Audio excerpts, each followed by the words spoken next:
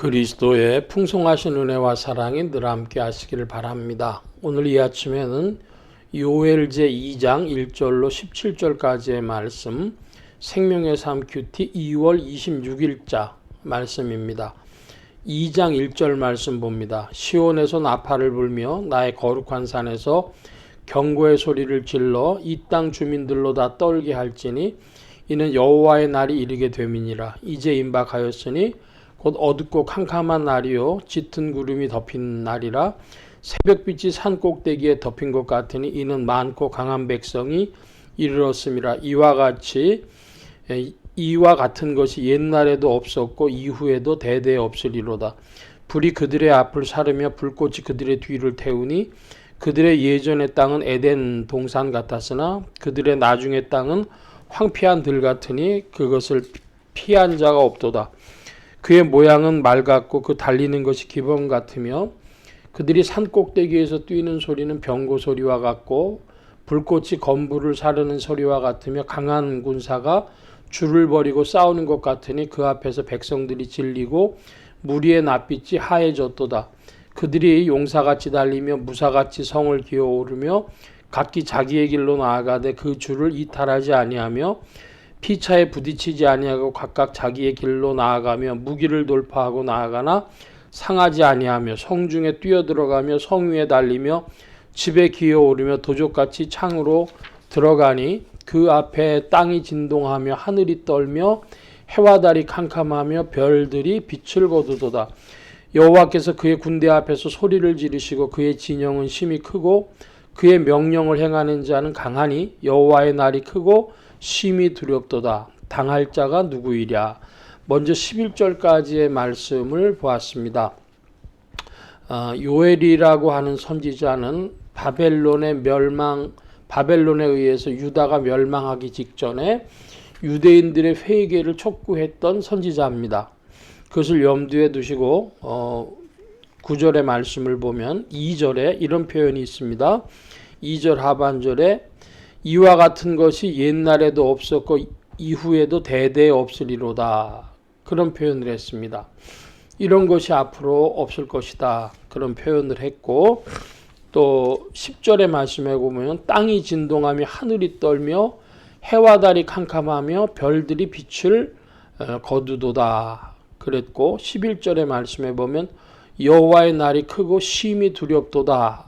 당할 자가 누구이랴 그랬습니다. 이것은 1차적으로 다 바벨론의 침공을, 유대 나라에 대한 바벨론의 침공을 표현한 것으로 이해를 합니다. 자, 그런데 문제는 옛날에도 없었고 이후에도 없으리라 한 이 표현이 어디에 나오는가 하면은 마태복음 24장 21절과 마가복음 13장 19절에 주님이 말씀하시는 종말론적인 상황하고 같이 나오는 것이죠.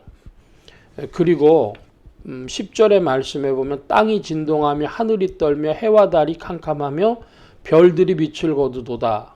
그랬으니까 이 정도면 지구의 그 멸망을, 지구에 대한 하나님의 심판을 표현하시는 것처럼 이해할 수 있습니다. 그런데 바로 이 표현이 바벨론이 유대 나라를 침공하고 있는 표현으로 볼 때는 땅이 진동하고 하늘이 떨며 해와 달이 캄캄하며 별들이 빛을 거두는 이 우주적이고 종말론적인 사건으로 표현된 것은 그러므로 문자적으로 이해될 것이 아니라 하나님의 날에, 여호와의 날에 이스라엘을 심판하시는 하나님의 심판에 대한 강조, 문학적인 강조 혹은 과장 이렇게 이해해야 맞겠죠. 그런데 처음으로 이 말씀을 들은 이스라엘 사람들, 유대 나라 사람들에게 그것은 어떤 의미였겠습니까? 그것은 우주적인 종말 사건으로 그들은 들었을 겁니다. 하나님의 심판이 그들에게 그와 같이 찾아오는 것이라고 그들이 깨달았겠고 그래서 그들이 변화됐어야 마땅한 것이죠. 그럼에도 불구하고 이 요엘이 주는 메시지에도 불구하고 이스라엘 백성들은 변화되지 않았습니다. 자, 계속해서 말씀을 보고 또 주애를 나누겠습니다. 12절입니다. 여호와의 말씀에 너희는 이제라도 금식하고 울며 애통하고 마음을 다하여 내게로 돌아오라 하셨나니 너희는 옷을 찢지 말고 마음을 찢고 너희 하나님 여호와께로 돌아올지어다.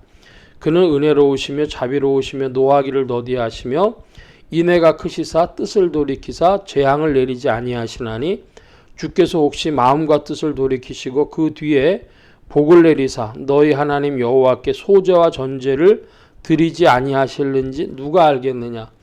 너희는 시온에서 나팔을 불어 거룩한 금식일을 정하고 성회를 소집하라. 백성을 모아 그 모임을 거룩하게 하고 장로들을 모으며 어린이와 젖 먹는 자를 모으며 신랑을 그 방에서 나오게 하며 신부도 그 신방에서 나오게 하고 여호와를 섬기는 제사장들은 낭실과 제단 사이에서 울며 이르기를 여호와여 주의 백성을 불쌍히 여기소서 주의 기업을 욕되게 하여 나라들로 그들을 관할하지 못하게 하옵소서. 어찌하여 이방인으로 그들의 하나님이 어디 있느냐 말하게 하겠나이까 할지어다. 12절로 17절까지의 말씀을 보면은 한마디로 13절에 하나님의 회개를 촉구하시는 것을 너희는 옷을 찢지 말고 마음을 찢으라.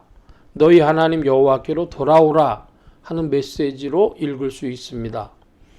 그래서 흔히 옛날의 교회에서는 무슨 설교의 제목에 옷을 찢지 말고 마음을 찢으라 뭐 그런 제목의 설교 말씀들도 꽤 여럿 있었습니다. 사람들은 어떤 행위의 모습으로 옷을 찢으려고 합니다. 그것이 종교적인 모습이었죠. 유대인들에게는. 그러나 그것은 하나님 앞에서 효과가 있지 않았습니다. 그들의 마음을 찢어야 할 일이었고 마음을 찢고 하나님 앞에서 애통하는 자가 된다면 하나님께서 긍휼을 보여주실 수도 있었습니다. 보여주신다고 단정적으로 말할 수는 없습니다. 가능성이 있는 것이죠. 만약에 우리가 회개한다고 해서 하나님이 항상 용서해 주시는 것처럼 그렇게 무슨 기계적 혹은 공식적으로 공식과도 같이 수학적 공식과도 같이 이해한다면 진실한 회개가 되지 않습니다. 그것은 거짓말장애도 할 수 있는 회개입니다. 우리의 회개가 하나님의 뜻을 움직이지 못하고 우리에게 내려진 심판을 없애지 못할지도 모른다. 정말로 하나님의 주권에 달려있다고 믿고 그럼에도 불구하고 우리가 나아갈 길은 하나님 앞에 잘못을 시인하는 것밖에 없다고 하는 나의 죄악됨을 인정하는 것밖에 없는 줄 알고 나아갈 때에 그것이 회개지 내가 회개하면 하나님 항상 용서해 주셔. 그것은 진정한 회개가 아닙니다. 그래서 이제 하나님 앞에 17절 이하의 말씀에 보면은 어찌하여 이방인으로 그들의 하나님이 어디 있느냐 말하게 하겠나이까 할지어다. 그러면서 하나님 자신의 이름을 위하여서도 용서해 주십시오. 애걸하는 그런 모습을 보이는 것이죠. 그럴 때에 옷을 찢지 않고 마음을 찢는 것이 되겠습니다. 결과를 알고 마치 수학의 공식처럼 한다면 그 옷을 찢는 행위가 되겠습니다. 마음을 찢는 회개 그것이 필요하다고 할 것이고 요엘 선지자는 바벨론에 의한 유다의 멸망 전에 지금 하나님의 메시지로서 이 말씀을 전한 것입니다. 오늘 말씀을 정리해 보자면은 바로 요엘이 하나님의 심판에 대한 메시지를 전한 것인데 두 번째로는 이것이 신약의 메시지로 되어졌을 때에 종말론적이다 할 때 그 종말론적이라는 것이 주님 마태복음과 마가복음에 나와 있는 마태복음 23장 혹은 마가복음 13장 같은 종말론적인 메시지가 AD 70년에 그런 로마 군대에 의해서 예루살렘 성전이 파괴되어지는 베스파시안 황제 때 공격 그 전쟁을 말하는 것으로 이해할 것인가, 혹은 먼 미래에 어느 날인지 알 수 없는 2000년도 더 지난 2000년 세월이 지나가는 동안에 표현되어진 종말론적인 것을 표현하는 것인가 하는 그런 질문을 갖게 되어지죠. 그래서 이것은 문학적인 표현이다. AD 70년 사건에 대한 문학적인 표현이라고 마태복음 24장과 마가복음 13장을 이해한다면, 그러면 이것은 오히려 성경 해석에 가깝다. 즉 그럼에도 불구하고 이제 종말론적인 하나님의 심판의 때는 어떻게 되어지는 것인가? 주님께서 언제인지 모르지만 곧 오시리라 하는 그런 종말론적인 신앙을 가지고 살아가는 것은 마땅합니다. 그리고 그것이 언제일까 하는 질문을 오늘날도 하는데, 과연 개인적인 종말과 우주적인 종말 중에 어느 게 더 중요한 종말인가? 제가 우리 30년 사역을 하면서 성도님들에게 개인적인 종말이 우주적 종말보다 더 선행한다, 중요하다, 그런 말씀을 드렸습니다. 30년 전에도 1997년에 주님이 오실 것이다 라고 해서 이제 사람들이 그런 준비, 그런 1999년에 오신다 그래가지고 1992년 무렵에 7년 대환란을 빼야 되기 때문에 91, 92년에 종말론자들이 많이 있었습니다. 30여 년 전 얘기가 되겠죠. 그런데 시간들이 지나고 그 사이에 많은 분들이 세상을 소천하시는 것을 보았습니다. 토요일에도 24일이죠. 24일 토요일에도 84세 정도 되신 목사님이 소천을 하셨는데, 어떤 기독교 연합단체의 그런 상임회장을 하신 목사님이셨습니다. 은퇴하신 목사님들이 모이는 교회가 있는데 그 교회 담임 목사님이셨습니다. 그래서 작년 연말까지도 강건하셨고 지병이 없으시고 크루즈 여행도 최근에 갔다 오신 그런 목사님이셨는데 갑자기 소천하시는 거예요. 그래서 월요일 아침에 이제 발인을 한다고 토요일 날 돌아가셨으니까 그런 말씀을 보면서, 그런 상황을 보면서 인간이 한 치 앞도 할 수 없다라고 하는 것을 다시금 생각을 하면서, 건강하셨던 분이 그렇게 가시는데 그분은 아마 당대에 주님의 종말을 경험할 것으로 생각하고 계셨을지도 모릅니다. 그러나 우주적인 종말, 지구적인 종말이 아니라 개인적인 부르심이 앞서는 것이죠.